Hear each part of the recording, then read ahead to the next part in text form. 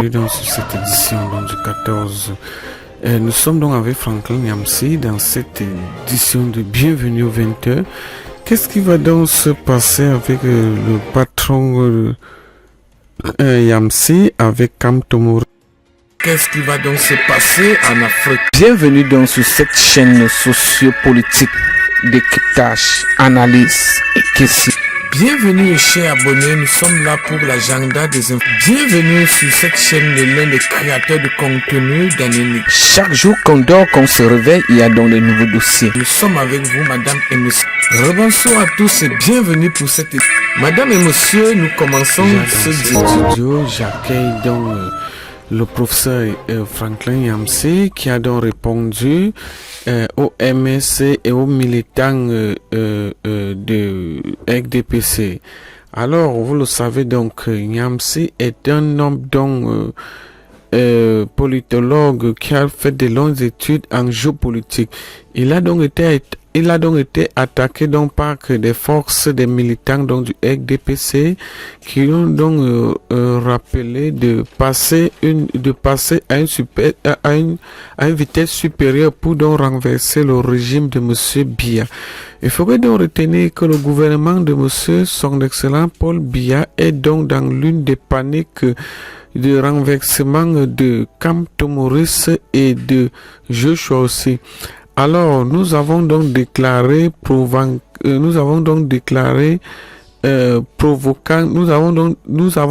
une déclaration provocante qui va donc nous mettre en lumière toute l'hypocrisie liée à Elekam et à la présidentielle donc de 2025. Bienvenue donc sur cette édition donc des détracteurs auxquels sont mobilisés les électeurs pour que la présidentielle donc de 2025, une guerre s'organise déjà au sein du palais, la tension politique croisse au Cameroun. Alors il faudrait donc retenir que Franklin Yamsi a donc répondu aux attaques. Depuis déjà 3 semaines, il est donc attaqué par l'un des créateurs de contenu que vous connaissez déjà, Valsero. Il va donc lui donner toute une réponse. Afrique et Liberté est donc avec nous au studio. Il se bat donc pour que les Africains soient donc libres de leur liberté et qu'ils puissent donc choisir leur président le moment venu. Le professeur Franklin Yamsi emploie des insultes et des attaques de la part des militants du mouvement pour la renaissance du Cameroun MSC et des sympathisants. Alors, Kam Tomori a donc choisi fermement donc de mener toute une lutte avec l'un des politologues Franklin Yamsi. Bienvenue donc sur cette édition. Donc, nous sommes donc avec monsieur Biya qui a donc demandé à ses militants donc de le moment venu qu'il pourra donc se représenter. Alors, Franklin Yamsi, lorsqu'il a donc demandé la démission de son excellent monsieur Paul Biya, alors un groupe d'activistes ont donc commencé à déclarer toute une scène donc de sorcellerie.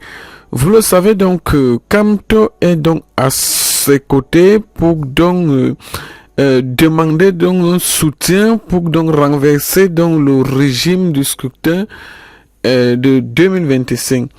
Alors, Yamsi va donc nous mettre en lumière dans ce studio toute l'hypocrisie liée donc à Elekam. Comme vous le savez, donc, ces détracteurs qui ne veulent donc pas, qui plus donc dit la vérité au régime donc dictatorial pendant pendant des années. Alors, il faudrait donc retenir que plus jamais ça, le ministre qui est l'un des dictateurs, Jacques Famdongo, l'intellectuel des sommités, va donc nous rejoindre au studio pour donc s'entretenir avec Franklin Yamsi. Vous le savez donc, il ne partage donc pas l'idéologie avec donc des philosophes. Bienvenue donc sur cette édition en direct depuis ce centre de production. Alors nous allons donc vous donner donc les conséquences pendant cette année électorale 2025. Alors, le vent souffle. Alors, il y a donc des contestations pour que la présidentielle donc, de M. Biya. L'élection donc, de 2025, le Grand Nord du Cameroun lance un appel fracassant. Mes amis, commencez déjà à vous abonner parce que dans ce studio, le réveil est donc gâté. Je suis obligé donc de faire entrer donc Franklin Yamsi qui va donc nous expliquer qu'est-ce qui ne va donc pas avec la présidence de M.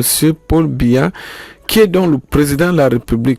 Il faudrait donc retenir que l'élection donc de 2025, on va donc commencer au Grand Nord du Cameroun, a donc lancé tout un appel fracassant pour un changement. Alors le vent donc va donc souffler fort et nous avons donc eu des contestations septentrionales du Cameroun. Alors, je me souviens donc lorsque j'étais donc du côté là, ce 13 mars 2025, alors j'ai donc contacté tout un mouvement des participants qui veulent donc qu'il y ait donc le changement au Grand Nord. Le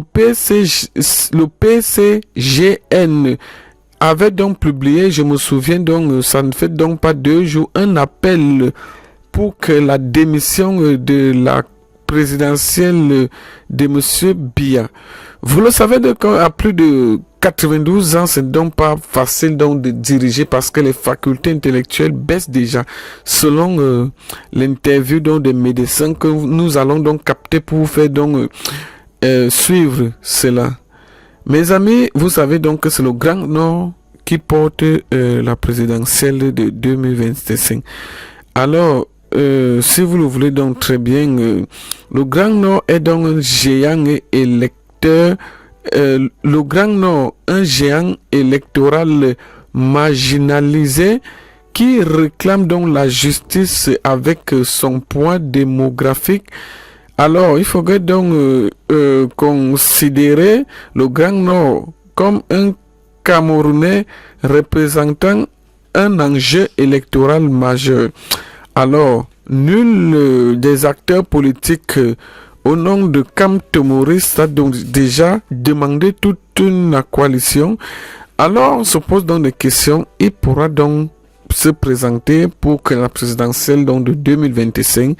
Alors, nous allons donc vous expliquer que les signataires graissant un tableau d'économique pour donc nous confirmer donc depuis la création, depuis 43 ans au pouvoir, nous avons donc eu 3 régions de l'extrême nord, la Damawa, qui peut donc nous confirmer dans ce studio que depuis 82 jusqu'à l'heure actuelle, si vous le voulez donc très bien, je suis avec Franklin Yamsi, on nous met derrière la pression. Qu'est-ce qui va donc se passer avec l'Afrique et de liberté? Alors, vous le savez donc que M. Biya a donc tenté encore de se représenter à plus de 93 ans. Vous le savez donc qu'il est déjà très âgé, très vieux et c'est un papa fatigué. Je vais donc accueillir, je vais donc accueillir, si vous m'écoutez, mes abonnés, nous sommes donc à cette matinée de ce 14 mars 2025. À ma montre, si vous le savez déjà, il est donc 12 heures temps universel, 12 heures l'heure de Paris, 12 heures si vous allez donc nous comprendre l'heure du Burkina Faso. Quatrième et dernier sujet que nous aborderons dans le cadre de cette émission relativement tardive, il est 22 heures passées. Ce sera encore un sujet africain et il va porter sur la notion d'élection. Parce que mon sentiment le plus profond est qu'il y a une vaste mystification dans l'opinion africaine à propos de la signification des élections. Il y a même une surestimation des élections qui est un danger pour l'intelligence populaire africaine. Ce sera le 4e et dernier sujet que nous allons évoquer. Si ce programme vous intéresse, je vous invite à le partager. Je vous invite à le protéger afin que nous atteignions les objectifs que nous avons énoncés. Je compte sur chacune et chacun d'entre vous. Nous allons, sans plus tarder, commencer.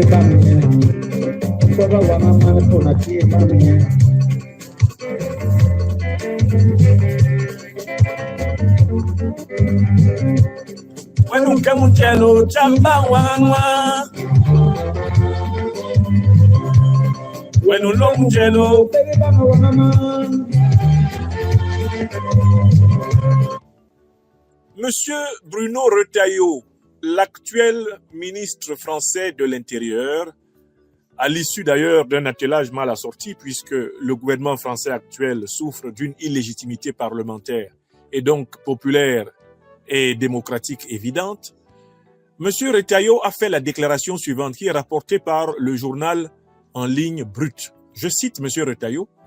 « Les Russes ont fait une forme de guerre à la France pour nous chasser de l'Afrique. » Fin de citation. Je recommence la phrase de Monsieur Retailleau qui nous met en chemin. Les Russes ont fait une forme de guerre à la France pour nous chasser de l'Afrique. Fin de citation. Je reprends la citation. Les Russes ont fait une forme de guerre à la France pour nous chasser de l'Afrique. Une troisième et dernière fois. Et je vous invite à noter la phrase de M. Bruno Retailleau, ministre français de l'Intérieur. Bon. D'abord, M. Retailleau nous parle des Russes.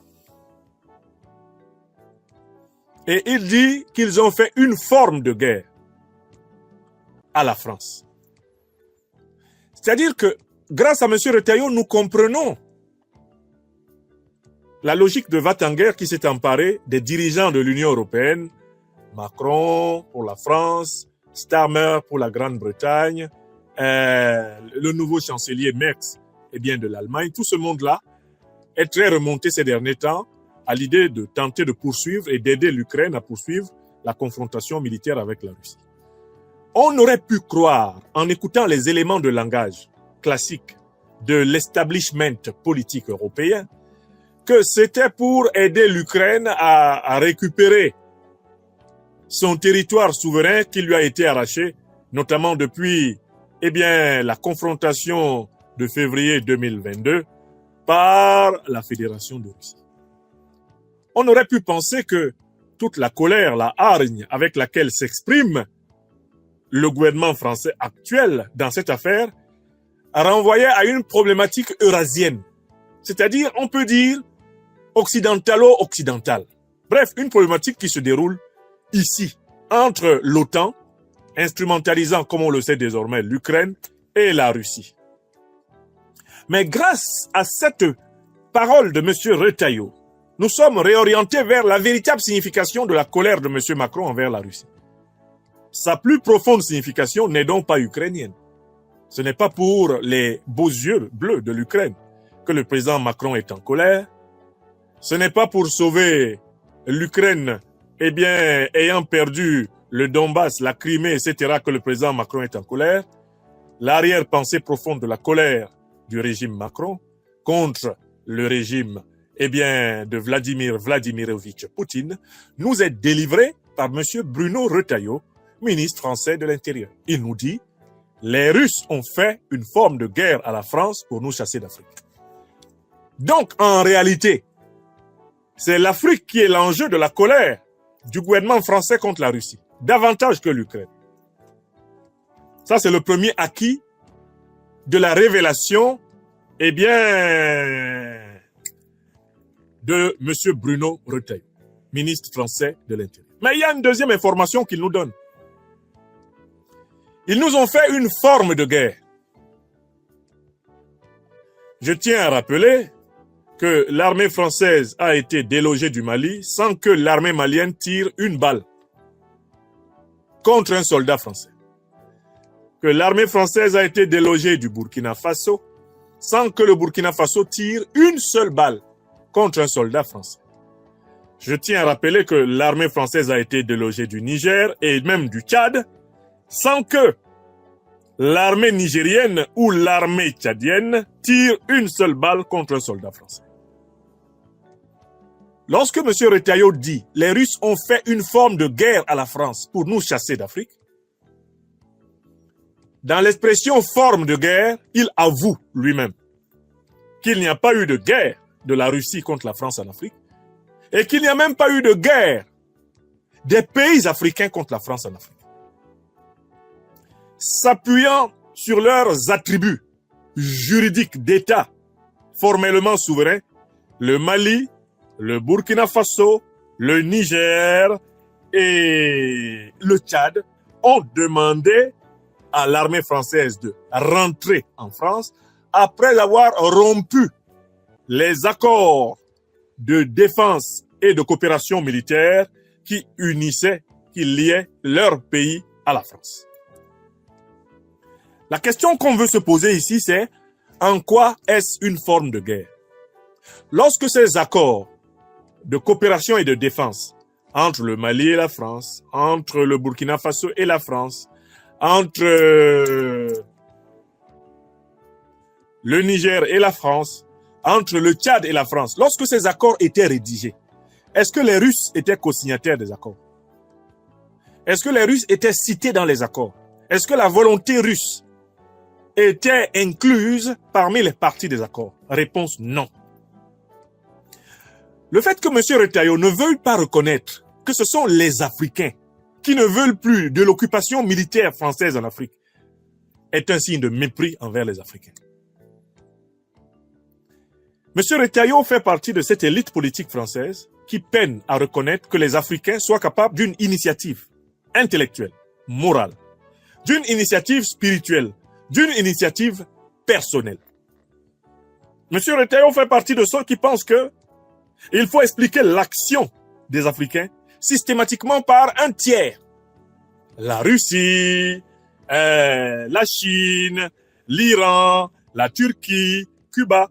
Il ne faut surtout pas expliquer l'action des Africains par la volonté souveraine des Africains eux-mêmes. Or, ici, il est important de rappeler à M. Retailleau et à tous ceux qui pensent comme lui ici en France que, comme entité politique, les royaumes, les empires, les États africains existaient avant la France. Avant que la France ne fût un royaume ou un État, l'Afrique était déjà politiquement organisée. La plus grande influence politique que la planète des hommes ait connue est celle de l'Égypte négro-africaine, qui dura plus de 3000 ans sur la totalité de la planète. C'était une civilisation négro-africaine. La question politique n'a pas été découverte par les Africains après les Grecs ou les Romains, mais avant eux. D'autant plus que les maîtres de l'école gréco-romaine étaient et furent, pour l'essentiel, les élèves des prêtres négro-égyptiens. Quelle que soit la manière dont vous lisez l'histoire de l'humanité, la politique a eu lieu et est née longtemps avant qu'elle n'apparaisse en Europe. Si vous entendez par là l'organisation du pouvoir politique, la question étatique, la construction des cités a eu lieu en Afrique avant tout autre continent dans le monde. Monsieur Retailleau gagnerait à refaire ses cours d'histoire des civilisations, d'histoire des institutions politiques, d'histoire des organisations sociales et même d'histoire de la production des plus grandes inventions de l'humanité. Il trouvera l'Afrique à l'avant-garde de toutes les civilisations humaines. Car elle est, et tout le monde en convient, le berceau de l'homme. Quand il dit « les Russes ont fait une forme de guerre à la France pour nous chasser d'Afrique », il y a un quatrième présupposé qui est insupportable. Il dit que la France a été chassée d'Afrique. Mais ce qu'il oublie de constater, c'est que l'Afrique n'est pas la France. Utiliser le verbe « chasser » pour évoquer le retrait des troupes françaises du sol africain, c'est partir du principe que l'Afrique appartenait à la France.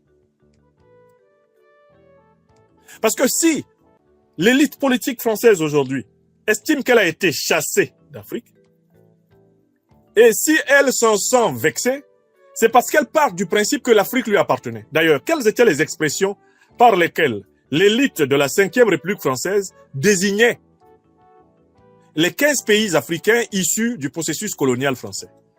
On parlait de précaré, on parlait de zone d'influence, on présentait la France comme le gendarme de l'Afrique.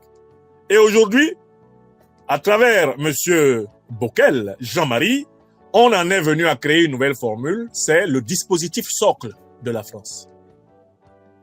Toutes ces expressions omettent un problème fondamental, celui de l'appartenance de l'Afrique aux Africains. Les Françaises et les Français qui vivent en Afrique, soit en tant qu'expatriés ou qui, éventuellement, veulent vivre en Afrique en tant que citoyens, doivent remplir, comme les Africains qui vivent en France, les procédures de naturalisation. Si vous voulez vous sentir copropriétaire d'un pays africain, demandez à être naturalisé par ce pays, demandez à être admis comme citoyen de ce pays. Dans ces conditions, vous pourrez en parler comme un pays dont on vous a chassé. Vous pourrez en parler comme votre pays dont on vous aurait chassé.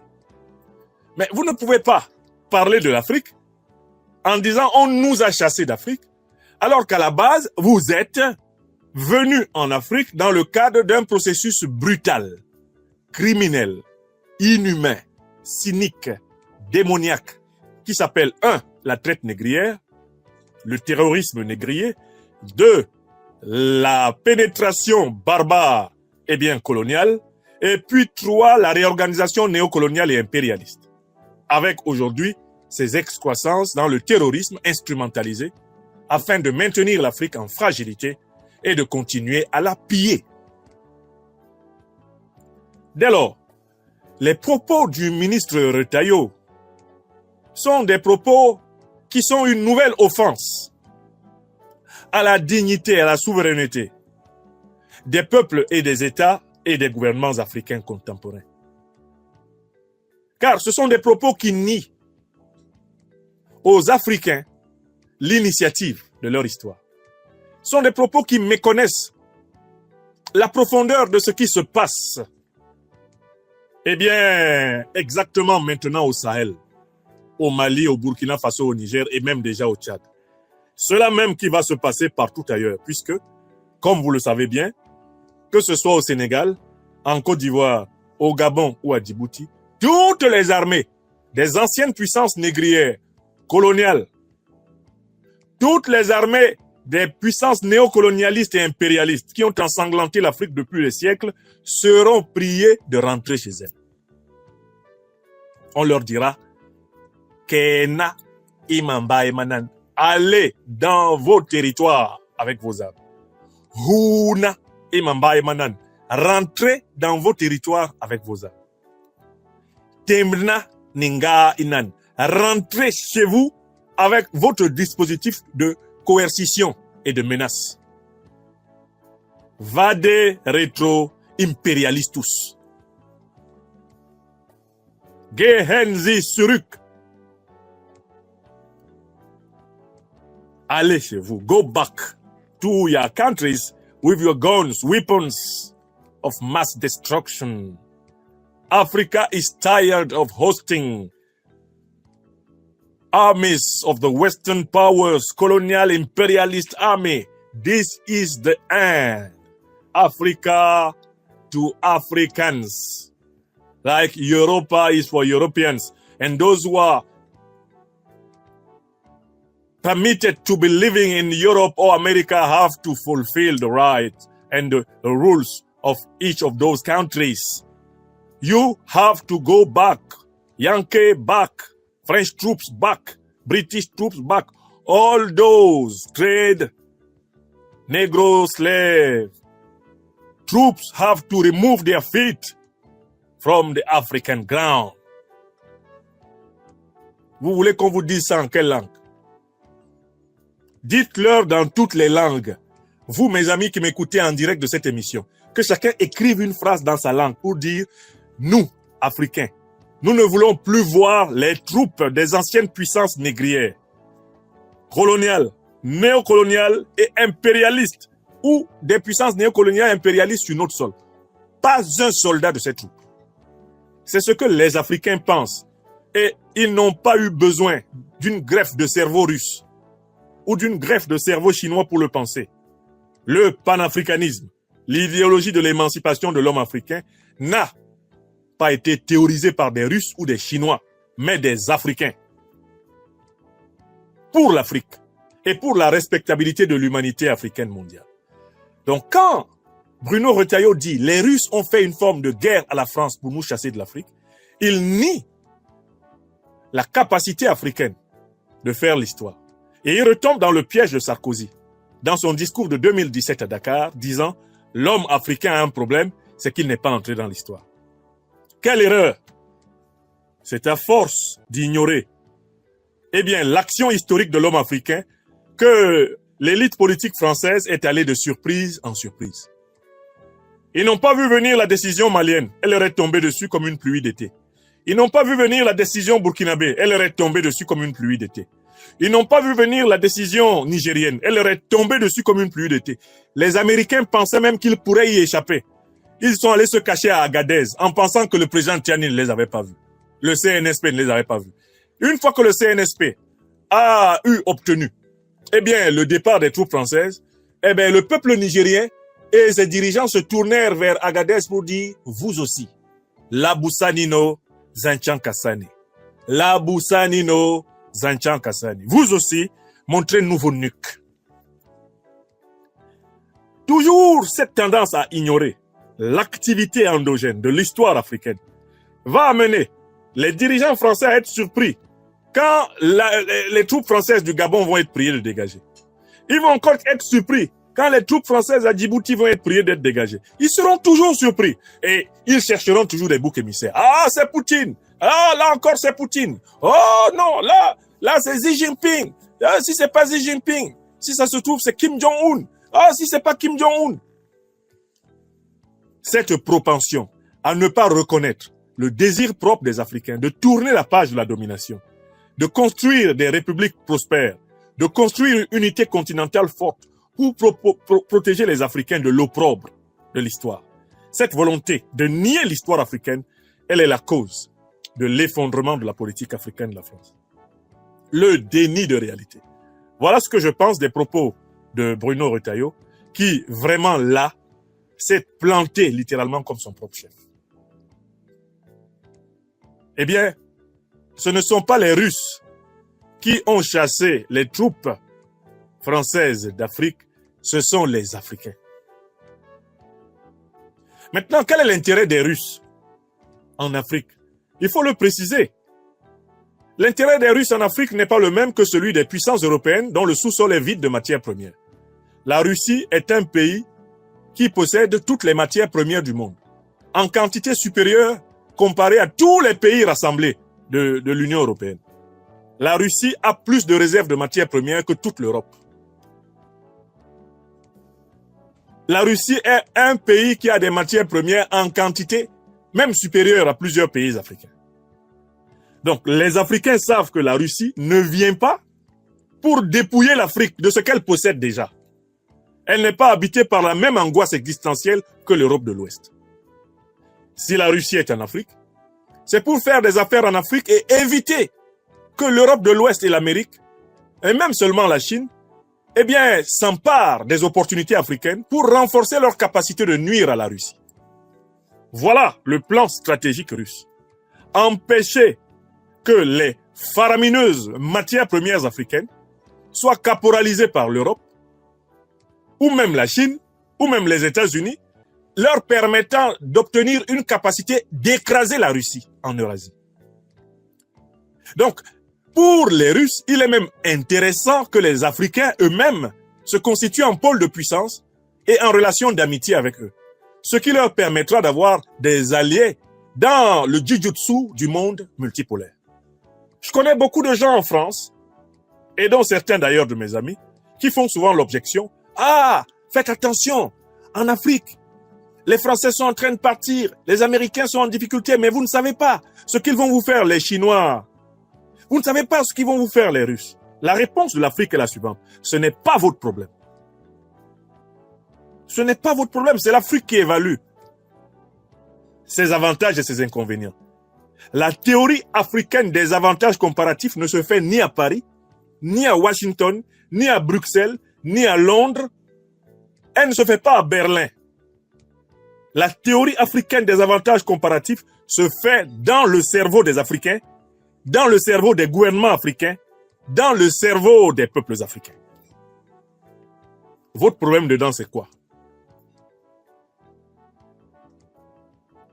Il appartient aux peuples africains et à leur gouvernement de veiller à ce que les relations internationales établies avec la Russie, la Chine, l'Iran, la Turquie, toutes ces puissances qui émergent, que ces relations soient autant que possible équilibrées.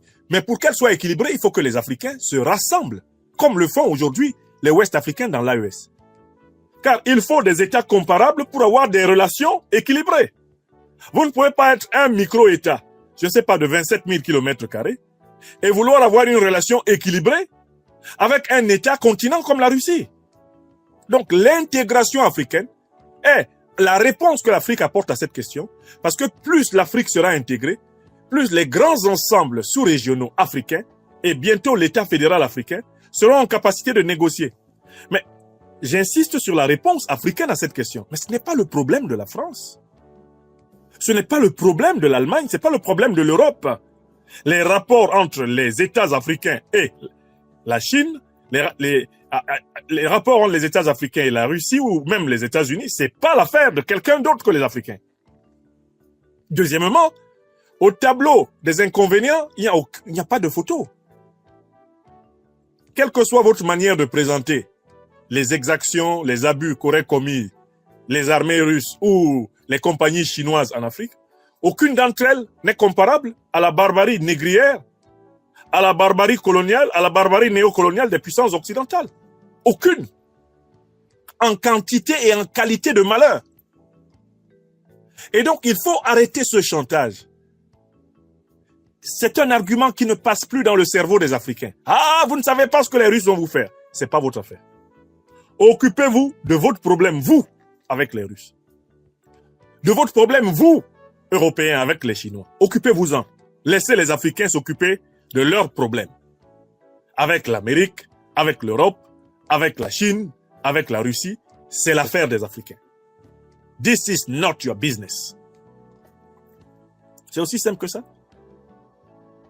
Et si aujourd'hui la situation n'est pas du tout bonne pour la France, c'est parce qu'il n'y a pas un renouvellement du personnel politique français par une élite acquise à la modestie de comprendre que le monde de la néocolonie, le monde de l'impérium, le monde de la colonie, le monde de la traite, ce monde a disparu. Et qu'il faut venir vers les Africains avec le pragmatisme, avec l'absence de prétention des Russes et des Chinois. Les Russes et les Chinois n'enseignent la morale, n'enseignent la démocratie, n'enseignent les droits de l'homme à rien du tout aux Africains, et ils ont raison. Chaque peuple doit aller vers la construction de ses états de droit à partir de la maturation de ses valeurs de civilisation. Et voilà le premier sujet que je voulais aborder. Nous savons donc désormais que ce n'est pas en raison du conflit russo-ukrainien que le président Macron, le premier ministre Starmer de Grande-Bretagne ou le nouveau chancelier Merz d'Allemagne sont très remontés. Pendant que tout le monde essaye de parler de paix, ils inclinent à poursuivre la guerre et veulent même ponctionner fiscalement les peuples européens et britanniques afin de poursuivre une guerre qu'ils ne pourront jamais gagner. En réalité, dans le cas notamment donc du président Macron, du gouvernement français actuel, c'est le deuil de ces néocolonies africaines qui vient d'être révélé par les propos de M. Retailleau. Jusqu'ici, aucun officiel français n'avait révélé la véritable arrière-pensée, le refoulé, le non-dit, l'inédit, le dédit, le médit de cette colère. Ah, c'était la perte de l'Afrique. Mais vous n'avez rien perdu, messieurs du gouvernement français. Vous n'avez rien perdu, car l'Afrique ne vous appartient pas. Parce que quand tu dis que tu as perdu quelque chose, au moins on peut penser que cette chose t'appartient. Mais non, on ne peut pas perdre quelque chose qui ne nous appartient pas. L'Afrique n'appartient pas à la France. Elle n'appartient pas à l'Europe. Et donc, la France ou l'Europe ne peuvent pas se plaindre d'avoir perdu l'Afrique. Elles ne peuvent en réalité que constater qu'une occasion leur est donnée de nouer avec l'Afrique une relation partenariale, une relation de respect mutuel et une relation féconde dans un monde multipolaire. Il faut saisir les normes du nouveau monde qui émerge, s'y adapter et avancer, au lieu de s'accrocher à un monde résolument disparu. Dans la langue, fond du Bénin, on dit Evobi. Evobi.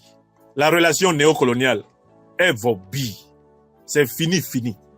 C'est mort, fini. C'est fini, gâté, gâté, mouillé. Mouillé, perdu. Mouillé, écrasé. Oubliez ça. Oubliez ça.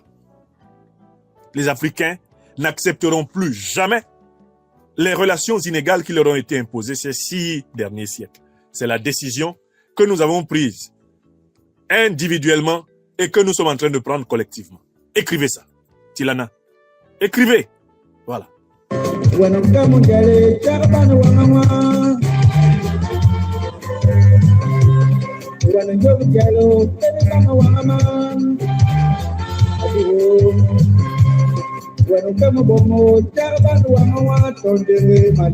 Ambassade Bantou, on dit mais pour mes yénes.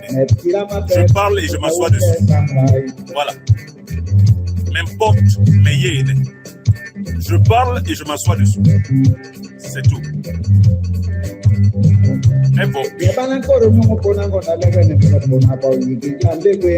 Chikena. On dit en Hausa. Chikena. C'est bon comme ça. Abana peu.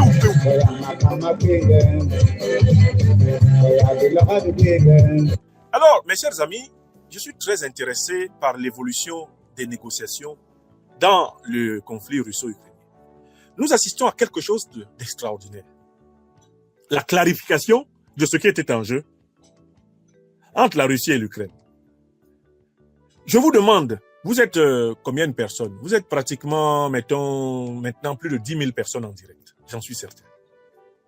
Est-ce que chacun d'entre vous peut me dire qui négocie la fin du conflit en Ukraine actuellement? Essayez d'écrire en une phrase. Quelles sont les 2 parties qui négocient la fin du conflit entre la Russie et l'Ukraine? Il n'y a que 2 parties qui négocient la fin du conflit entre la Russie et l'Ukraine. Et nous tous, nous les voyons. Quand on ouvre la télé le matin pour prendre les informations ou qu'on regarde sur nos téléphones, on voit qui négocie avec qui. Quelles sont les 2 parties qui négocient la fin du conflit entre la Russie et l'Ukraine? Vous êtes d'accord avec moi? À l'unanimité, vous écrivez les États-Unis d'Amérique et la Russie. Le fait que l'Ukraine ne soit pas en première ligne des négociations, qu'est-ce que cela signifie? Cela signifie, sans le moindre risque de se tromper, que l'Ukraine n'était rien d'autre qu'un lieutenant des États-Unis et que la guerre entre l'Ukraine et la Russie était en réalité une guerre par procuration des États-Unis et de leurs alliés de l'OTAN contre la Russie. Le fait que désormais Donald Trump discute directement avec Vladimir Poutine vient jeter à l'eau toutes les théories des experts complètement frelatés des médias mainstream de l'Occident qui essayaient de présenter Zelensky comme étant un acteur propre, un acteur endogène, un acteur, une variable indépendante. Tout le monde voit très bien que Zelensky, en réalité, n'était que le sous-préfet de l'OTAN et notamment de la puissance américaine pour ses plans contre la Russie, ses plans d'avancer vers l'Est en vue de la grande conflagration envisagée plus tard avec la Chine. Voilà le premier enseignement. Deuxième enseignement. On a entendu dans la première phase le président Trump énoncer qu'il avait obtenu la signature, la reddition complète, la capitulation de l'Ukraine à sa demande de signer l'accord sur les terres rares et l'accord sur les minéraux précieux de l'Ukraine. Les Ukrainiens ont signé des 2 mains et des 2 pieds. Pourquoi ont-ils signé des 2 mains et des 2 pieds? Faisons ça ensemble. Pourquoi ont-ils signé des 2 mains et des 2 pieds? Mais parce qu'après la malencontreuse attitude du président Zelensky, à Washington a coupé le ravitaillement militaire à l'Ukraine, histoire de lui montrer quoi? Que sans les États-Unis, l'Ukraine ne serait même pas capable de poursuivre la guerre pendant 2 jours. Le jour même où Washington a suspendu la fourniture du renseignement aérien, du renseignement stratégique, suspendu le ravitaillement en armes vers 15 heures le même jour, soit à peine 6 à 7 heures de temps après la décision de Donald Trump, eh bien, Zelensky capitule. Zelensky se rend pieds et poings liés et accepte de signer, annonce qu'il signe tout ce que Trump veut. Où l'on voit que, même du point de vue militaire, la confrontation à laquelle nous avons assisté, à laquelle nous assistons toujours, eh bien aujourd'hui en Ukraine, n'est pas une confrontation strictement russo-ukrainienne. C'est une confrontation russo-otanienne. Deuxième enseignement. On a bel et bien sur le terrain militaire à faire une confrontation russo-otanienne. Parce que dès lors que les États-Unis enlèvent leur soutien, l'armée ukrainienne n'existe plus. Dès lors que les États-Unis ramènent un peu de soutien, l'armée ukrainienne existe un temps soit peu. Donc l'armée ukrainienne n'est en réalité que le masque, le voile de l'armée américaine et de ses alliés européens. Deuxième enseignement. Mais il y a un troisième enseignement, c'est que les plus bruyants, depuis que cette histoire entre la Russie et l'Ukraine a commencé, qui sont les plus bruyants? En dehors de l'ancien régime américain de Biden, qui sont les plus gros bruyants? Quels sont les dirigeants les plus bruyants? Nous, Africains, nous observons. Quels sont les dirigeants les plus bruyants dans cette affaire? Vous savez qui sont les dirigeants les plus bruyants? C'est ceux de l'Union européenne. Mais est-ce que vous avez entendu qu'on a demandé à un dirigeant de l'Union européenne de donner son point de vue dans la négociation? On voit donc très bien que les dirigeants de l'Union européenne eux-mêmes, en réalité, à qui est-ce qu'ils obéissent le doigt sur la couture? Comme l'a rappelé d'ailleurs le président Vladimir Poutine. À qui obéissent les présidents, les premiers ministres de l'Union européenne? Qui est leur patron? Systématiquement, le patron de l'Europe, c'est le président des États-Unis d'Amérique. Quel qu'il soit issu du Parti démocrate comme l'était Biden, ou qu'il soit issu du Parti républicain comme l'est Donald Trump, le patron de l'Union européenne, c'est le président des États-Unis. On voit donc en réalité que je comprends pourquoi certains dirigeants français et européens ont du mal à considérer que les Africains pensent par eux-mêmes. La raison vient du fait qu'en fait, eux-mêmes, ils ne pensent plus depuis longtemps par eux-mêmes. Ils sont devenus des marionnettes des États-Unis. En effet, quand toi, tu es une marionnette, tu ne peux pas comprendre que quelqu'un soit libre. Oui! Voilà le poteau rose qui est dévoilé. S'ils pensent systématiquement que quand le Mali fait quelque chose, c'est Poutine qui a dicté, quand le Burkina fait quelque chose, c'est Poutine qui a dicté, quand le Niger fait quelque chose, c'est Poutine qui a dicté, quand Niamsi fait une conférence, c'est Poutine qui a demandé de faire la conférence, s'ils le font, c'est en réalité parce que cette élite politique européenne a perdu toute initiative depuis longtemps et qu'elle fait les 4 volontés de ses patrons américains. En effet, quand toi, tu n'as plus d'initiative, tu ne peux pas comprendre que les gens aient des initiatives. Tu penses toujours qu'il y a quelqu'un derrière eux. Quand tu es possédé, tu crois que d'autres le sont, car la possession a un effet spéculaire, par projection. Je viens de comprendre le discours de Retailleau. Ah, la Russie nous a fait la guerre à travers, d'une certaine façon, en nous délogeant en Afrique. Donc les Africains n'existent pas par eux-mêmes. Ils font les 4 volontés de Poutine. Comme nous, dirigeants européens, nous ferions donc les 4 volontés du président américain, fût-il de gauche ou de droite, en tout cas, républicain ou démocrate. Mais là où j'ai encore vu cela d'une manière claire, vous savez qu'il y a une rivalité douanière entre les États-Unis et leurs alliés traditionnels européens.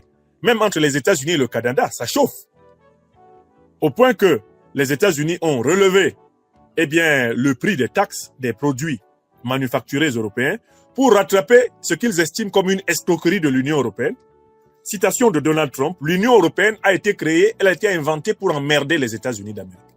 C'est Donald Trump qui a dit ça. Parce que si c'est moi qui dis ça, je ne sais pas combien de sanctions vont tomber sur moi. Donc, s'il vous plaît, rappelez. Donald Trump dit, l'Union européenne a été créée pour emmerder les États-Unis. Fin de citation. Moi, j'ai seulement bien lu. Et j'ai une bonne mémoire. Mais quand Donald Trump dit cela, les gens ne comprennent pas. Alors, il se donne un chiffre. Il dit, mais nous avons un déficit de 300 milliards de dollars avec cette Union européenne. C'est-à-dire que les Européens gagnent plus d'argent américain que les Américains ne gagnent d'argent européen. Et Donald Trump, qui est avant tout un homme d'affaires et un redoutable négociateur, il a décidé d'inverser ce rapport de force en élevant les taxes douanières des produits européens qui rentrent chez lui. Il a augmenté de 20%, 25%.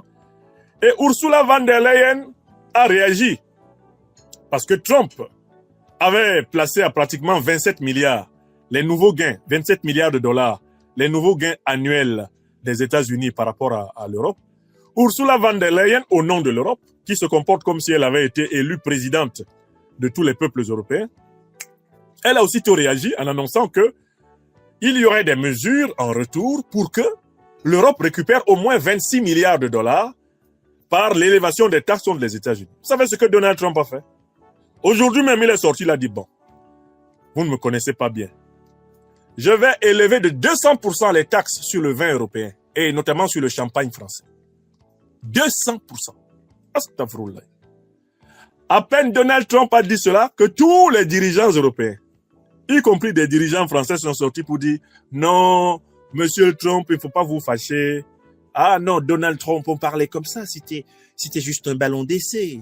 Et ça perd l'hypopète, scrogneux, ça pristine. Mais dis donc, ne vous fâchez pas au premier quart de tour. Donald Trump, c'était... Même Ursula von der Leyen est sortie pour montrer patte blanche. Elle dit non, j'avais dit ça comme ça, mais je n'ai pas trop réfléchi. Donc, et au moment où ils se soumettent, parce que Trump les menace de leur imposer 200% sur les vins et champagnes, eh bien, qui partent d'Europe, c'est là que Vladimir Poutine en profite pour sortir. Poutine en profite pour sortir et pour dire que si Donald Trump le veut, l'Europe pourrait de nouveau recevoir bientôt du gaz russe. Ha! Astaghfirullah.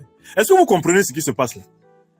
C'est-à-dire que Poutine sait tellement qui est le patron de l'Europe que Poutine sort au même moment. Dès que Trump a dit qu'il va faire 200% pour discipliner ses alliés, mais en réalité ses vassaux européens, Poutine est sorti pour dire, bon, Trump, puisque c'est toi qui es leur patron, si tu veux, je vais pouvoir leur redonner du gaz et du pétrole moins cher. Et si vous regardez la vidéo où Poutine le dit, il le dit avec un sourire en coin. Parce qu'en fait, le fait que Trump amène tous les dirigeants européens à s'abaisser vient confirmer ce que Poutine avait dit. En disant, vous allez voir, quand Trump sera président aux États-Unis, tous les dirigeants européens vont aller, en battant, en remuant littéralement la queue comme des petits chiens, ils vont aller lui obéir. L'image est de Poutine, ce n'est pas moi. Poutine est à Moscou. Je suis passé devant sa maison le 7 décembre 2023, là-bas, au Kremlin. Celui qui veut avoir des problèmes avec lui, va là-bas. Moi, j'ai seulement une bonne mémoire. Quand j'entends quelque chose, eh ben, je note, je médite et j'en profite pour éclairer mon peuple. Hein? Faut pas fâcher, hein, comme on dit à Abidjan. Nous s'amuser seulement à dire la vérité. Donc, Poutine dit, vous allez voir, dès que Trump va être installé à Washington, ces gens-là, ils vont aller là-bas, le doigt sur la couture, ils seront très sages et ils vont remuer leur petite queue. C'est une image de Poutine. Hein. Et donc, moi, j'étais là, j'étais vraiment effaré par la... C'est-à-dire qu'en fait, Trump et Poutine jouent à la balle avec l'âme des dirigeants européens. Ils sont en train de jouer au ping-pong avec eux. Imaginez les dirigeants européens transformés en ballons de ping-pong. Et sur une table, il y a d'un côté Trump et il y a de l'autre côté Poutine. Trump envoie, Poutine smash. Trump soulève, Poutine soulève, Trump smash. En fait, il s'amuse avec eux. Il les trimballe. Il les trimballe dans tous les sens. Et ils s'entendent comme larron en foire. Il y a l'un qui dit, j'élève de 200% mes taxes. L'autre qui dit, bon, président Trump, ne vous énervez pas trop. Si vous voulez, je vais leur donner un peu de gaz. Parce que c'est vous qui décidez pour eux. C'est vous qui avez détruit Nord Stream. Il entend par là les Américains. Vous avez détruit le canal par lequel la Russie desservait l'Europe en gaz et en pétrole moins cher, n'est-ce pas? Bon, comme c'est vous les patrons de l'Europe, bon, si vous voulez qu'à un moment donné, ils aient le gaz moins cher, le pétrole moins cher, comme vous êtes le président de l'Europe, Donald Trump, venez donc discuter avec le président de la Fédération de Russie, comme vous discutez actuellement, et puis on va avancer. Donc en fait, ce à quoi nous assistons ici en Europe, c'est la confirmation de la vassalité européenne par rapport aux États-Unis. C'est la confirmation de l'absence d'initiative politique propre de l'Europe politique occidentale. Et ceci nous permet de comprendre pourquoi les dirigeants européens n'imaginent pas que les Africains soient capables de prendre des initiatives propres. Parce qu'en fait, eux-mêmes n'en ont pas prises. Et c'est ce que je voulais vous faire remarquer. Enfin, pour finir, vous voyez la négociation, donc elle se passe uniquement entre les deux. Et le cessez-le-feu qui a été conçu par les États-Unis, immédiatement et aveuglément approuvé par l'Ukraine, mais Vladimir Poutine a posé ses conditions. Si vous continuez à réarmer l'Ukraine, le cessez-le-feu ne sert à rien. Si vous continuez à vouloir intégrer l'Ukraine dans votre dispositif de sécurité européen et otanien contre moi, la trêve ne sert à rien. Si vous continuez à entretenir le gouvernement Zelensky dans l'illusion de pouvoir constituer un contre-pouvoir à la Russie, la trêve ne sert à rien. Vladimir Poutine décide alors, dans ces conditions, de s'habiller en treillis et d'aller à Kursk, où il se fait filmer en train de donner des instructions fermes pour que les opérations se poursuivent. Nous autres Africains, donc, qui regardons tout cela, quelles leçons pouvons-nous tirer de l'évolution de ces négociations russo-américaines et de la mise à l'écart de l'oligarchie politique européenne, de la mise à l'écart du régime de Zelensky? Quelles leçons pouvons-nous en tirer? Nous devons en tirer une leçon, c'est que le monde dans lequel nous sommes est un monde où le rapport de force est indépassable comme condition de l'équilibre des relations internationales. Donc nous avons intérêt, nous Africains, à continuer d'aller vers l'intégration sous-régionale, à construire là, l'AES le fait très bien, des confédérations, des fédérations fortes. Nous avons intérêt à aller vers un grand État fédéral d'Afrique noire pour pouvoir peser efficacement sur les relations internationales. Car en fait, on ne peut pas peser sur les relations internationales si on ne possède pas un pouvoir concret de contrainte, de coercition. Si on ne possède pas les moyens de la puissance, les uns après les autres, on ne peut pas peser sur les relations internationales. L'humiliation de l'oligarchie politique européenne, l'humiliation du régime de Kiev nous rappelle la dure loi des puissances. Nos pays africains, issus du processus colonial, du morcellement colonial, ne peuvent pas incarner la dimension de puissance qui permettra aux Africains d'être respectés et respectables dans le jujutsu géopolitique et géostratégique international. Il faut des alliances, il faut des confédérations, il faut des fédérations, il faut des États fédéraux, il faut un État fédéral d'Afrique noire pour que nous soyons en mesure de peser efficacement dans les relations internationales. C'est cela.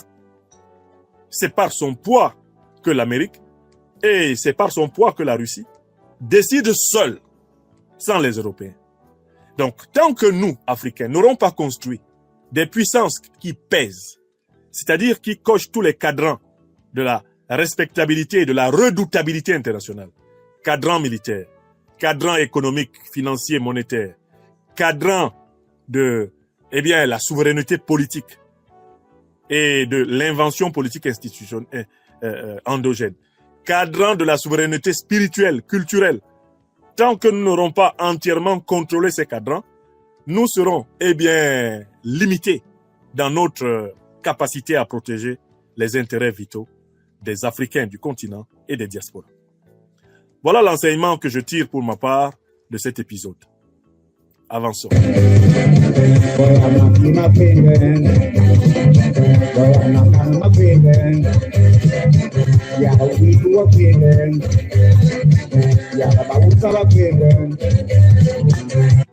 Venons-en au troisième sujet de notre intervention ce soir. Il nous amène en Afrique. Une réunion vient d'être tenue et se poursuit d'ailleurs, si je ne m'abuse, à Abuja au Nigeria.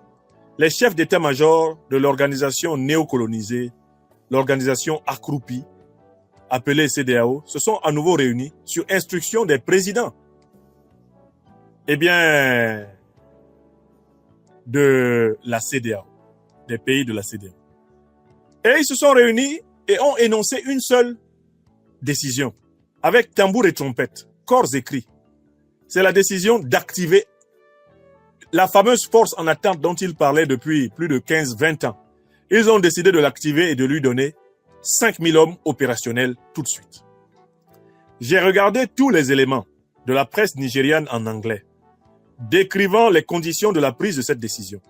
Et je voudrais vous dire que j'ai été frappé par le fait que tous les journalistes qui sont sur place, lorsque il leur est demandé de dire quelles sont les raisons pour lesquelles la force a été créée et quels sont ses objectifs, tous les journalistes sont capables de dire les raisons. La force a été créée pour combattre le terrorisme. Mais quelles sont les modalités dans lesquelles cette force va combattre le terrorisme? Les journalistes présents sur place disent qu'ils ne savent pas. Que les chefs d'état-major sont en conclave. Que les dirigeants politiques sont en conclave. Et que c'est après seulement qu'on saura quels sont les objectifs précis de cette force. Comment elle va être organisée. Autrement dit, en fait, quels que soient les reportages que vous pouvez consulter sur la réunion militaire d'Abuja, vous reconnaîtrez que c'est une réunion bâclée. C'est une réunion précipitée. C'est une réunion qui semble avoir été montée de toutes pièces, uniquement pour répondre à une urgence. La question qui doit donc se poser maintenant, c'est à qui? À quelle urgence veut-on répondre? Mais il y a des indices. Le premier indice, c'est la quantité de militaires que 12 pays africains, parce que la CEDEAO avec 15 pays, le Mali, le Burkina Faso et le Niger se sont retirés. D'accord? Il reste dans la CEDEAO, nominalement, formellement, il en reste 13. Il reste 13 pays à l'intérieur de la CEDEAO. Bon. Non, pardon, il reste 12 pays à l'intérieur de la CEDEAO, puisqu'il y en a 3 qui se sont retirés. OK. Mais 12 pays restant dans la CEDEAO, ils décident de mettre en place une force conjointe immédiatement opérationnelle de 5000 hommes. Alors que les 3 pays de l'AES, le Mali, le Burkina Faso et le Niger, ont mis en place une force opérationnelle de 5000 hommes qui est déjà sur le terrain. Donc vous comprenez immédiatement que on parle de 5000 hommes de la CEDEAO parce qu'on veut répondre formellement à l'AES. On veut dire, vous avez une armée conjointe de 5000 hommes. En face, nous avons une armée conjointe de 5000 hommes. En réalité, les 5000 hommes de la CEDEAO n'existent pas encore. Parce que Alassane Draman Ouattara, qui avait prétendu qu'il en avait 1500 qui étaient prêts à sauter sur le Niger, il s'est ravisé depuis lors. Parce que les 1500 en question risquaient de sauter sur lui-même Ouattara, le satrape reptilien venu de Sendou pour troubler la paix des Ivoiriens. Et ayant renié notre belle terre burkinabé de Sendou, dans l'espoir de troubler toute l'Afrique avant d'être dégagé dans les prochains jours. Donc, en fait, ils ont nominalement utilisé le chiffre 5000 uniquement pour des effets de com'. Parce que 12 pays qui proposent une force conjointe de 5000, c'est une absurdité. Leurs armées cumulées frôlent pratiquement le million d'hommes. Comment 12 pays proposent 5000 hommes pour une force conjointe alors que 3 pays seulement en ont proposé 5000 qui sont déjà sur le terrain? Si ce n'est faire un effet de com'. Il y a un deuxième élément qui est très intéressant. Cet élément, moi, c'est un élément de la diplomatie nigérienne qui m'a mis la puce à l'oreille et qui me permet de comprendre pourquoi on décide tout d'un coup, eh bien, de parler de la force en attente d'activer la soi-disant force de la CEDEAO, de lui donner 5 000 hommes exactement comme en face au niveau de l'AES. Je vais retrouver cet élément-là. C'est un élément de communication. Eh bien, c'est un élément de communication nigérien qui me met en chemin. Alors, le Niger a fait une observation qui m'a vraiment, littéralement, une observation qui m'a immédiatement, pour ainsi dire, renseigné sur l'état d'esprit régnant. Je vais prendre ça sur le site, eh bien, RTN.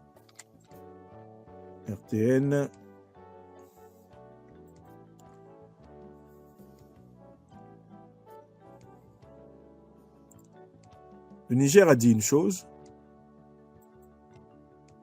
qui, moi, m'a immédiatement mis en obligation de prendre au sérieux cette histoire de... Bon, je vous résume ça parce que tout d'un coup, là, la connexion peine.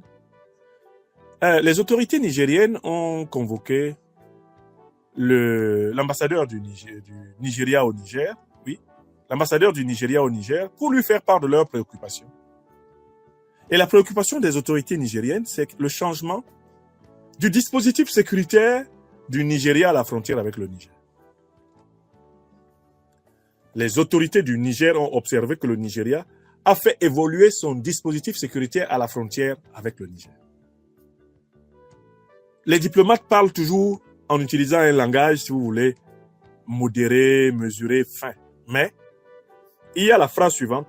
Le gouvernement nigérien a fait preuve de ses préoccupations, de sa préoccupation à son homologue nigérien à propos du dispositif sécuritaire récemment mis en place au niveau de la frontière entre le Nigeria et le Niger. Autrement dit, en fait, le Nigeria met en place un dispositif typiquement propre à un pays qui se prépare à faire la guerre contre un autre. C'est un dispositif de type offensif. Ce n'est pas un dispositif sécuritaire classique, c'est un dispositif de type offensif. Comme si l'armée nigériane s'apprêtait à envisager de franchir la frontière. C'est ce que le Niger a observé. Et le Niger a convoqué les représentants du Nigeria pour leur dire « Expliquez-nous ce qui explique le dispositif que nous voyons là. » Or, c'est au même moment que le chef d'état-major du Nigeria, qui pourtant était venu au Niger, rassurer le chef d'état-major du Niger, le général Barmou, que vraiment les choses se passeraient fraternellement, que la crise de 2023 était passée. C'est le même Adamou Moussa là, qui réunit tous les chefs d'état-major de la CEDEAO pour mettre en action une force de lutte antiterroriste. C'est le même qui est responsable du dispositif de type offensif qu'ils ont installé à la frontière avec le Niger. Est-ce que vous comprenez ce que j'essaie de dire? Sur la base des informations que moi je prends sur le site officiel nigérien, je vois que le Niger a noté un changement de posture de l'armée nigériane. Et ce changement de posture a lieu au même moment où on dit qu'il y a une force de la CEDEAO qui devient opérationnelle. Le Niger a donc convoqué le représentant diplomatique du Nigeria pour lui dire ses observations à propos de ce changement. Comme vous le savez, par ailleurs, grâce aux satellites alliés russes, le Niger possède une information géopolitique et géostratégique d'excellente qualité depuis l'avènement du président Tiani et du CNSP au pouvoir. Donc quand le Niger dit au Bénin il y a ça, après c'est vérifié. Quand le Niger dit on a vu ceci là au Nigeria, après c'est vérifié. Quand le Niger, depuis 2023, donne une information tactique, une information géostratégique, elle est avérée à 100%. Que dis-je? 1000% même. Pourquoi? Parce que la qualité de renseignement du Niger, du Burkina Faso et du Mali, avec le renfort satellitaire russe, cette qualité de renseignement a été énormément boostée. Voilà. D'où on peut donc comprendre qu'en fait, la fameuse force de 5000 hommes que la CEDEAO est en train de mettre en place n'est ni plus ni moins qu'une force qui a pour but de renforcer les terroristes en débandade. Oui! Je recommence une deuxième fois. Celui qui analyse bien va comprendre que c'est parce que les terroristes sont en débandade dans l'AES que les pays qui sont les bases arrières des terroristes, c'est-à-dire les pays de la CEDEAO, ont décidé de leur constituer une base logistique afin d'empêcher leur effondrement complet. Parce que la mise en place de la force mixte, de la force conjointe de l'AES, a accéléré l'ébranlement, le détalement, l'éparpillement, la dispersion, la pulvérisation des troupes terroristes. Les groupes terroristes n'ont jamais connu une période aussi difficile que celle-ci au Sahel, depuis leur avènement, dans les années 2011, 2012, 2013. Devant la débandade des groupes terroristes, les pays de la CEDEAO, qui sont leur base arrière, sont obligés de constituer une plateforme logistique en plein jour pour aider les voyous qu'ils ont laissés infiltrer dans les pays de l'AES à se reconstituer. Écrivez ça. Ce que je suis en train de vous dire là sera corroboré par les révélations qui ne tarderont pas dans les prochains jours à propos de cette soi-disant force en attente. La force de la CEDEAO là, c'est en fait ça va être le rassemblement des terroristes en fuite qu'on va habiller en treillis des pays de la CEDEAO pour leur donner un semblant de légitimité et les organiser véritablement en armée apparemment régulière, mais en réalité, ce sera strictement le même groupe de mercenaires. Je vous demande d'écrire ce que je vous dis. Les 5000 dont la CEDEAO parle, ce ne sont pas 5000 militaires. C'est 5000 mercenaires. C'est le ratissage de tous ceux qui ont survécu à la guerre contre l'AES. C'est le rassemblement, des brebis égarées. C'est la remobilisation des troupes terroristes en débandade. C'est de ça qu'il s'agit là. Donc, écrivez ce que je viens de vous dire. Parce que vous allez voir, nous sommes aujourd'hui le 13 mars 2025. Vous allez voir, même à partir de la semaine prochaine, des informations sur la composition du regroupement, des informations sur la provenance des recrues vont commencer à sortir. Et vous allez confirmer que, le serviteur des pains spirituels à la liberté des Africains nous avait dit, le 13 mars 2025, les 5000 de la CEDEAO là, ce ne sont pas 5000 militaires. Non. Parce que les militaires nigériens n'ont pas intérêt à venir mourir dans l'AES. Les militaires ivoiriens encore moins. C'est des poltrons de première, ils ne peuvent pas traverser pour venir. Les militaires de Ouattara. Ce n'est pas les militaires béninois qui vont traverser la frontière pour venir. Ce ne sont pas les militaires ghanéens. Ce ne sont pas les militaires togolais. Ce ne sont pas les militaires sénégalais. Il s'agit en réalité d'une reconstitution des troupes mercenaires. Cette fameuse force qu'on active aussi précipitamment n'est rien d'autre qu'un regroupement de tous les terroristes qui ont fui les positions qu'ils devaient occuper. On essaie de les rassembler, de les rhabiller, de les réentraîner, de les rebooster, et on va essayer de leur affecter des missions apparemment officielles, mais en réalité officieuses. On entre donc dans un nouveau camouflage contre l'Alliance des États du Sahel. Cette force que nul n'a été capable de mettre en place pendant plus de 30 ans d'existence de la CEDEAO. Cette force-là, qui tout d'un coup apparaît, n'est rien d'autre que un conglomérat, un bric-à-brac, un ramassis. Il s'agit d'un agrégat, d'un galimatias. Il s'agit en réalité d'un méli-mélo soporifique, du lumpen prolétariat terroriste, rassemblé comme on rassemble un monceau de pièces détachées ou d'ossements blanchis, afin de reconstituer in extremis une sorte d'armée, là où les groupes armés terroristes sont précisément en voie de disparition complète. Est-ce que vous avez compris? Voilà ce que je tenais à vous dire. Alors, qui s'appelle l'échequeté qui dira? Il y a un certain l'échequeté qui dérange sur TikTok. Modérateur TikTok, bloquez l'échequeté. Bloquez l'individu nommé... l'individu nommé l'échequeté. Alors, il est bloqué.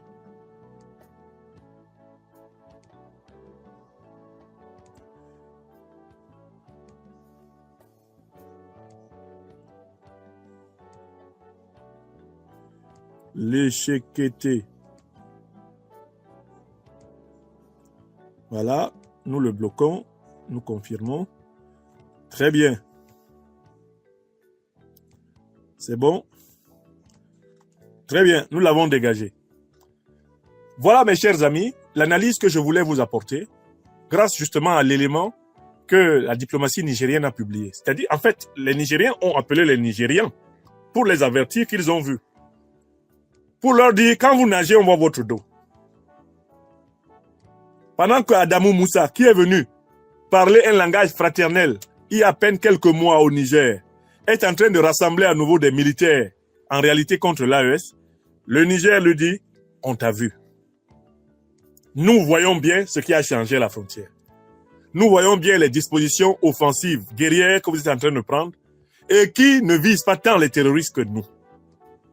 Et nous tenons à vous dire que nous sommes prêts. C'est ce message-là que le Niger a adressé au Nigeria. Alors, j'ai vu un certain nombre d'organes de presse qui se sont trompés sur l'interprétation du message. Allez chercher ce que les autorités nigériennes ont dit. Vous allez trouver là que le Niger a exprimé au Nigeria ses préoccupations. Sachez que dans le langage diplomatique, quand un pays exprime à l'autre ses préoccupations, c'est que celui qui dit qu'il exprime ses préoccupations à l'autre reproche à l'autre de menacer sa sécurité, de menacer ses intérêts. Les préoccupations. Je suis préoccupé. C'est-à-dire, je me rends compte que tu es en train de changer encore d'attitude envers moi. Je vois ce que tu es en train de faire.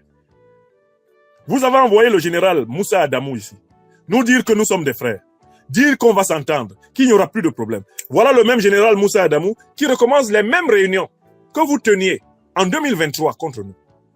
C'est exactement les mêmes réunions qu'il tenait.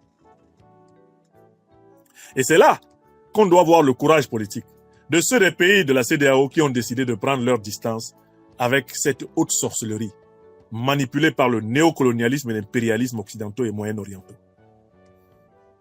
Les pays de la CEDEAO là, qui disent qu'ils ne sont pas dedans, qui ne sont pas dans ce jeu, ce sale jeu, comme le dit par exemple le Togo ou la Guinée, maintenant qu'ils soient courageux.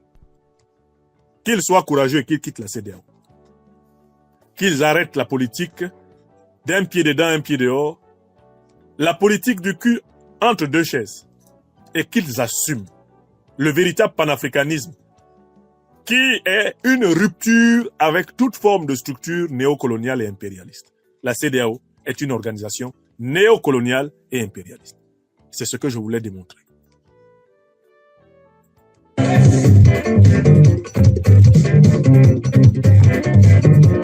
Ouais, Christophe Moussa. Christophe, je dis Adamou. Mais il s'appelle Christophe Moussa. Général Moussa. Je n'ai pas confiance en lui, personnellement. Aucune confiance en lui. Il a des comportements de faux. Ce général Moussa. Il vient faire le gentil à Niamey. Il tourne le dos pour organiser les réunions contre le Niger. Ce qu'il cherche là, il va voir.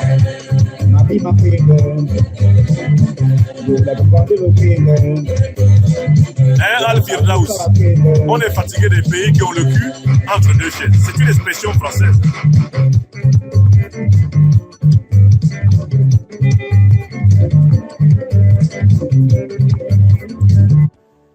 Enfin, pour conclure notre émission ce jour, j'ai prévu de vous toucher un mot sur la notion d'élection.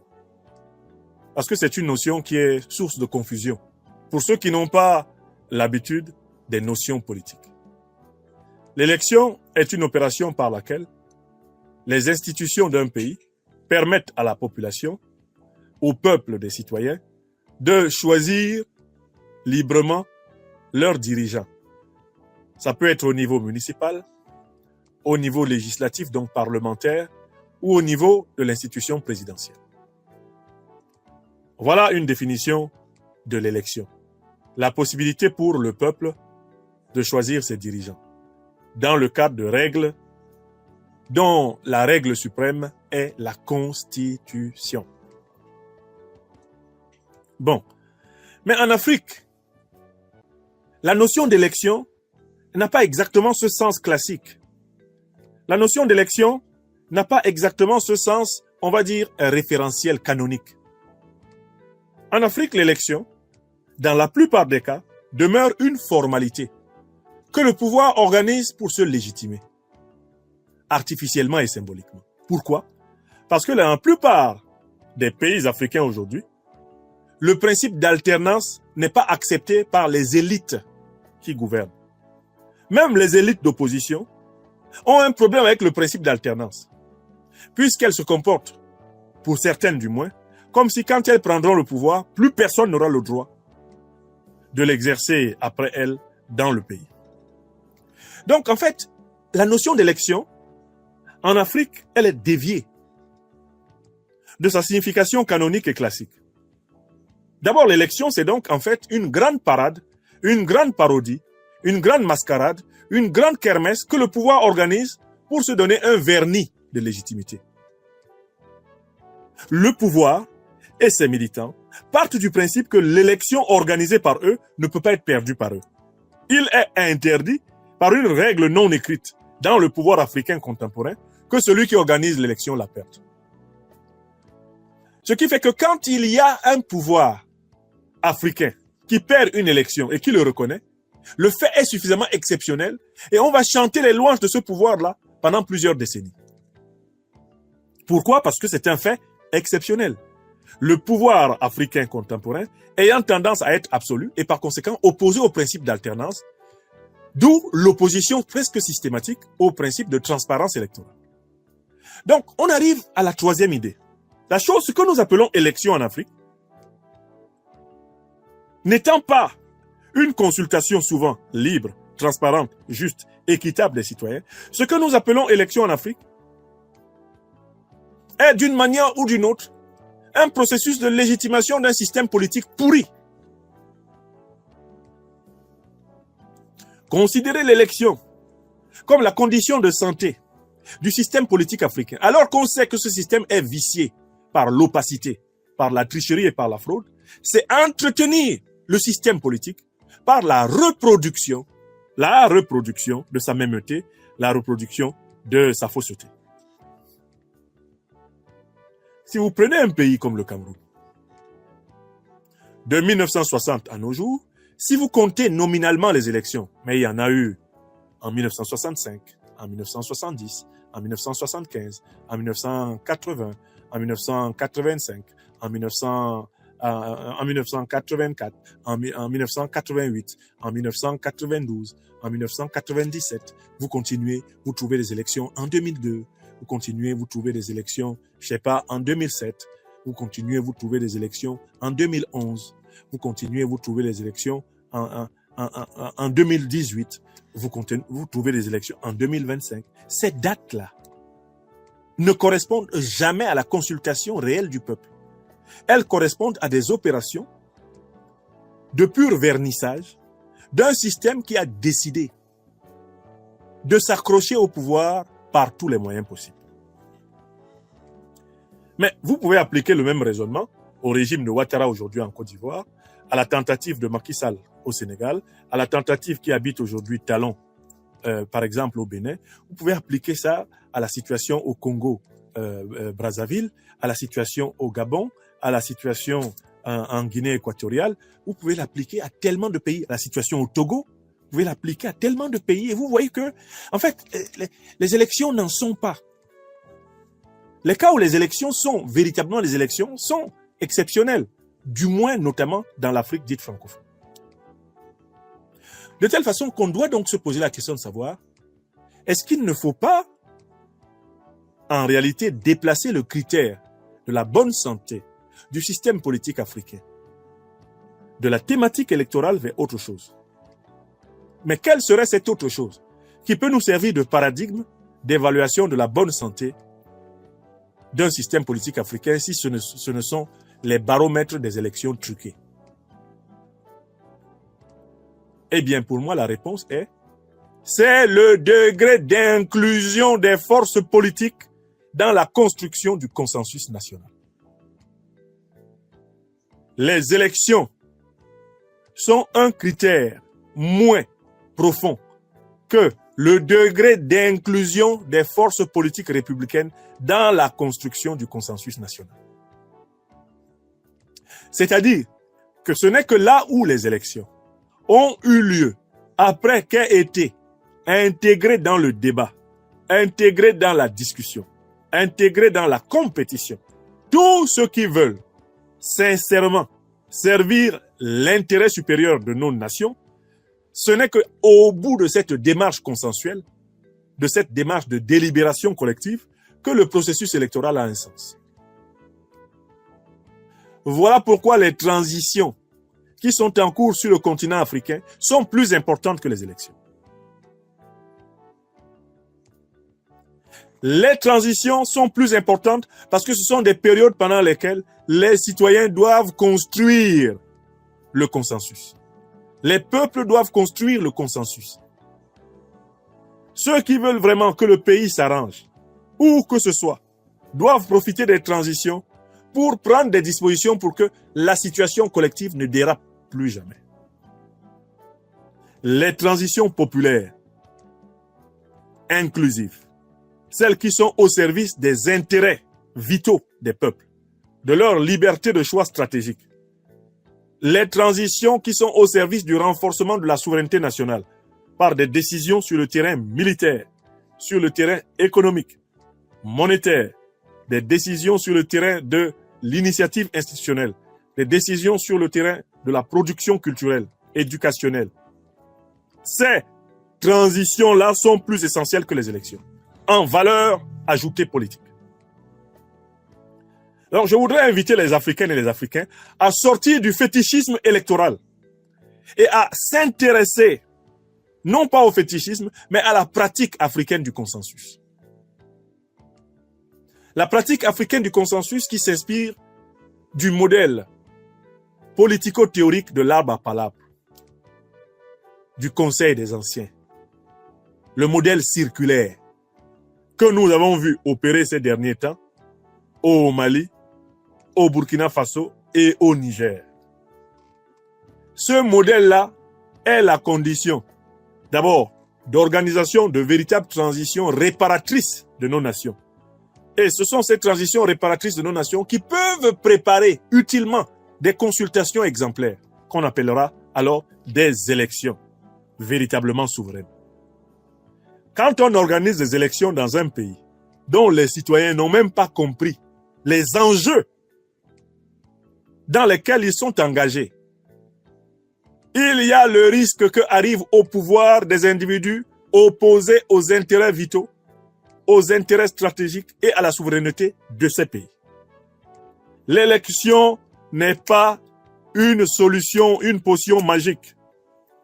Il faut toujours d'abord privilégier le plus large consensus des forces politiques nationales. Et là, on trouve dans la culture africaine, on trouve dans la civilisation africaine de nombreux exemples. On dit que c'est quand tous les fils d'une case, mettent leurs mains autour des trous d'une calebasse percée, que celle-ci peut conserver de l'eau pour eux tous. On dit que l'homme n'est rien sans les hommes. On dit que l'union fait la force. Cette sagesse qu'on retrouve dans l'Ubuntu, qu'on retrouve dans le Mbok-Bassa, qu'on retrouve dans la Maat, sagesse de la solidarité, elle est la condition préalable de la crédibilité politique nationale. Or, qu'est-ce qu'on constate? On constate que les Africains sont en train de tomber dans le piège d'aller vers les processus électoraux. Nous sommes déjà presque à la fin de cette édition spéciale depuis ce salon de production. Il faudrait donc retenir que le tour d'horizon donc de cette actualité de ce 13 mars 2025 nous marque donc pour que l'Afrique de liberté. On était donc avec Franklin Yamsey qui nous expliquait donc les contours machiavélique donc du MSC qui veut dissuader donc l'opinion donc africain pour donc s'enrichir avec de l'argent.